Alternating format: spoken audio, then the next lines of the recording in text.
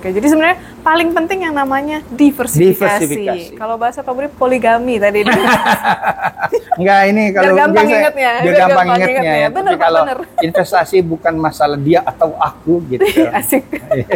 Tapi dan ya, wajib dan ya, punya, wajib punya dan banyak. Ya. Jadi gitu. jangan termasuk hanya punya proteksi loh ya. Iya benar-benar. Gitu. Jadi jangan cuma kayak saya harus emas terus enggak. Tapi kalau bisa memang diversifikasi ke instrumen aset yang lain. Terutama mungkin kalau masih usia muda kayak saya, sosok muda lagi kayak Pak Budi juga ya. Jadi itu harus ada sebagian yang memang dialokasikan ke growing asset.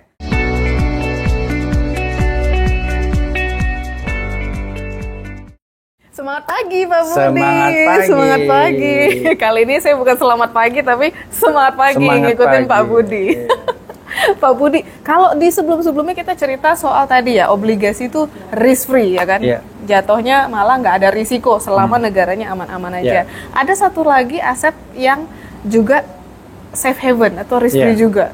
Emas nih Pak, emas. Ya kan bukan emas Jawa, emas beneran. Menarik. Nanti kita bisa bahas.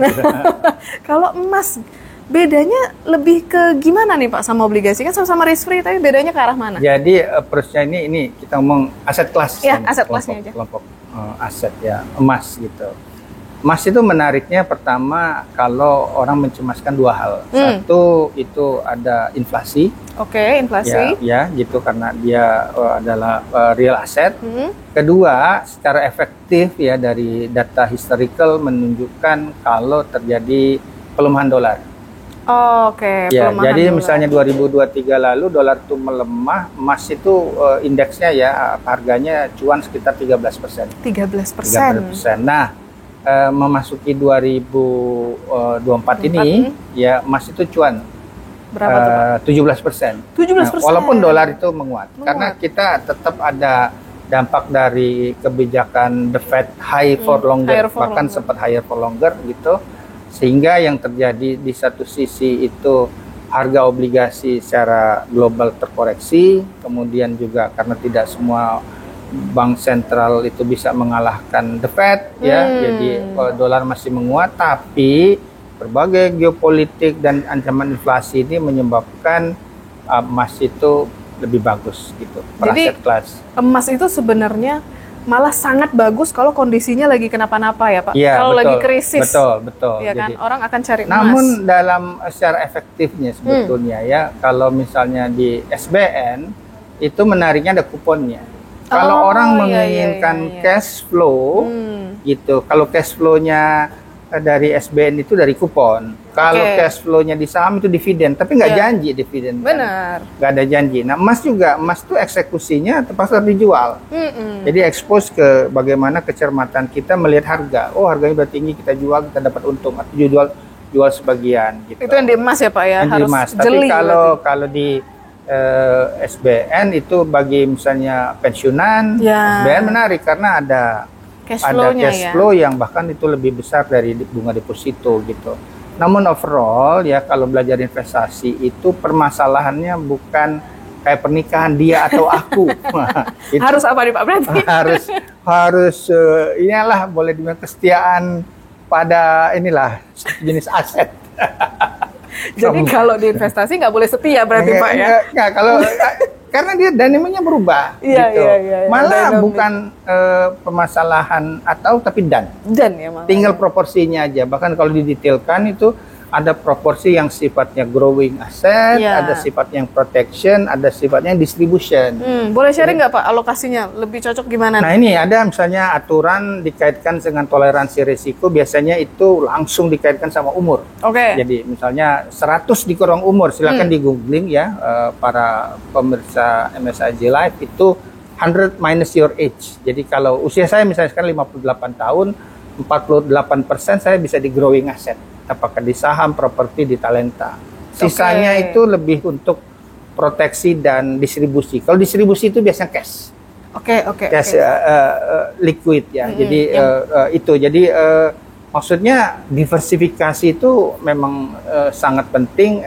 Pertama kita punya broad base asset ya. Jadi saya juga banyak properti misalnya emas. Terus terang anak saya suka emas, semalam juga diskusi berapa sih dia perlu punya emas, misalnya 25% ya, karena kita melihat trennya ke depan mungkin ada inflasi, ada pelemahan dolar, kan sekarang ada geopolitik dan lain-lain gitu.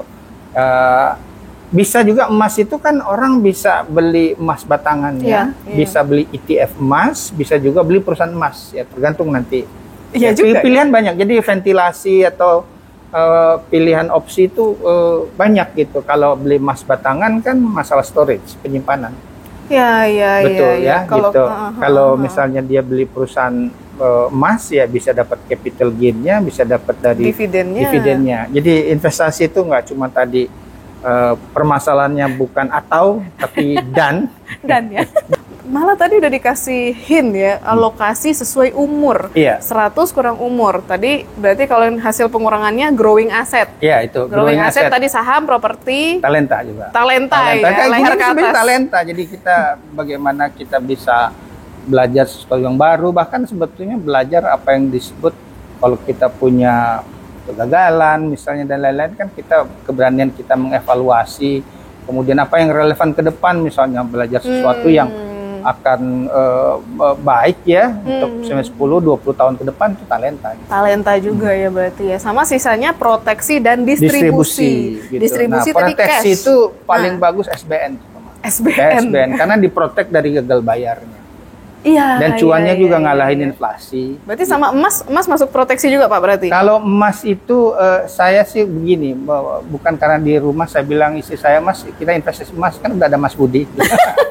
Gitu ya. Tapi saya tuh lebih suka sesuatu yang sifatnya bisa memberikan cash flow ya. Jadi penting bagi saya investasi itu ngasih cash flow. Makanya tadi saya sampaikan kalau mengeksekusi emas ya harus kita jual gitu. Iya.